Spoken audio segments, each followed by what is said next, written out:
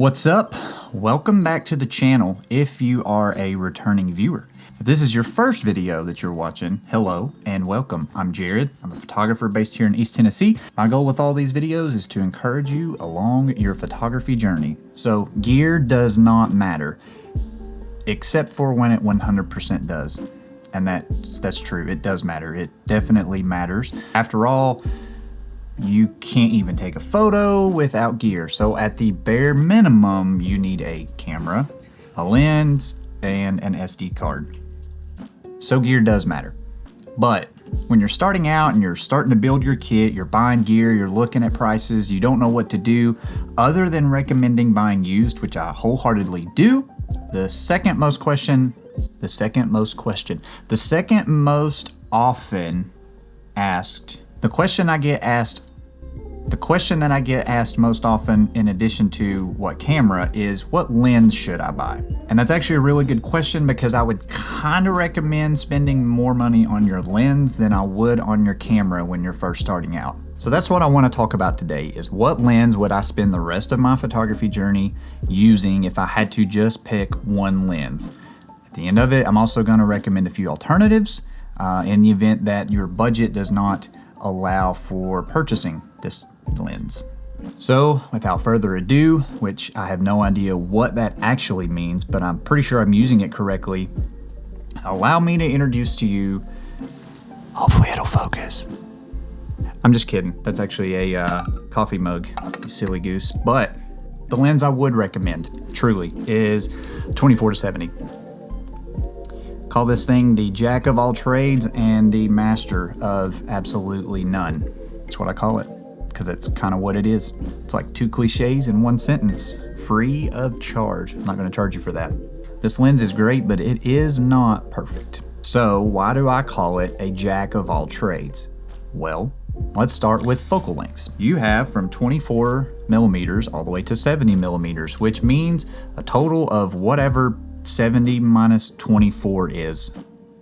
Hold on, 70 minus 24, 46.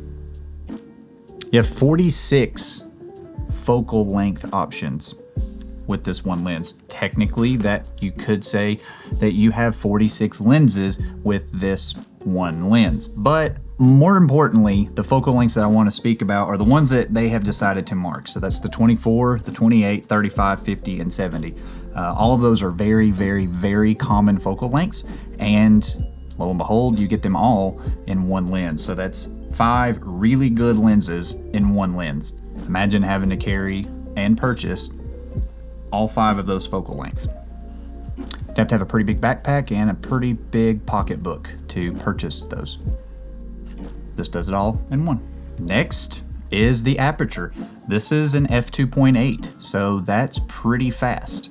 You're gonna be able to get good blurry backgrounds, which are synonymous with portrait. So this lens is gonna be really good for a lot of things because of that wide aperture of f2.8. If you've made it this far, all this sounds great. I don't know why you're saying that it's a master of none. You just listed several things that's really good. Well, jack of all trades, but a master of none. Starting with focal lengths, it is 24 to 70, as stated earlier. 24 millimeters is pretty wide, but it's not super wide, like say a 16 to 35.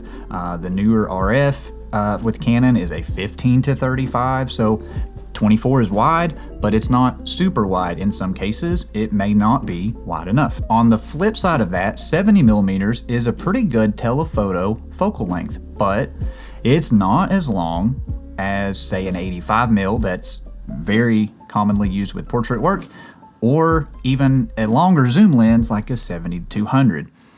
So it's long, but it's also not super long. Basically, it's wide enough to cover most things, but it won't be wide enough to cover everything. On the flip side, it's long enough to cover most things, but it won't be long enough to cover all things. Second reason why it's not a master of anything is also the aperture, f2.8. f2.8 is a pretty fast lens, but Say you take a prime at 35 or 50, which I have both of those at f1.4. Someone can berate me in the comments if I'm wrong, but I think that's a whole stop of light between f1.4 and f2.8. So while f2.8 is fast, there are faster options. So it's not going to be as good in low light as an f1.4, f1.2, some of those faster prime lenses.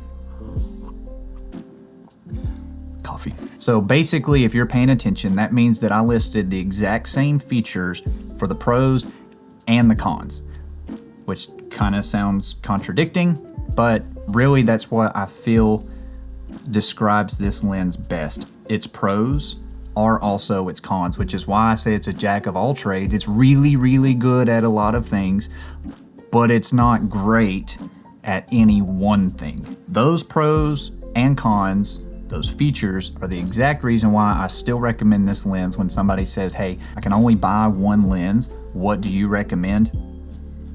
24-70. Absolutely. Yeah. Without a doubt.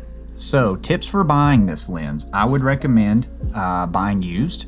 Check Facebook Marketplace, KEH.com, MBP.com. Those are some really good places to start your used search. Definitely check out third-party options like Tamron and Sigma. They are fantastic and can often be had for less than whatever your brand manufacturers is. If that's a Nikon, if that's a Sony, don't shy away from those third-party vendors. They make some really, really good glass at really affordable rates. If you still can't find a third-party f2.8 version, I would recommend this lens, which is truly the 24-105. It's an f4, which is slower than f2.8, but you also get 35 more millimeters on the telephoto on the long side. So this lens is super, super, super versatile. Typically you can find the f4 version in brand specific or third party for a lot cheaper rates. And just so that you know, my production company, Motion Creative Media, we use this lens a lot with video. Because it is so versatile, you cover from 24 millimeters all the way to 105 millimeters. That's quite the coverage. Hopefully you found this video helpful or not a complete waste of your time. Full transparency, this 24-70 is not the first lens I bought. The first lens I bought was the Nifty 50, which honestly is a great lens and a great purchase, but this was my second lens and I still use it professionally all the time today. So I bought it used 8 years ago and I'm still using it constantly on professional work. If you take care of it, glass is a great investment. And remember, lenses hold their value a lot better than camera bodies do, so you're always safe buying good glass. Stick around and subscribe if you'd like to see more from me in the future, or don't, totally up to you. I'd appreciate it if you did. Be sure to leave a comment in the event that you have a question for me. Like specifically, I don't know, you could have a question saying, look, my budget is XYZ. What would you recommend to be in this range? I would love to try and help you find that lens that fits your budget. Keep shooting. We'll catch you guys in the next one. I've actually forgotten that I had this. It's not a Canon, it's a Canium. I mean, yeah. Stabilized lens. It literally looks identical to my 24-105. May start drinking my coffee out of that. See you guys next time. No, for real, like, this is the end of the video. You can watch some of my other ones. Hopefully there's a recommendation somewhere on this screen. Terrible with the pointing.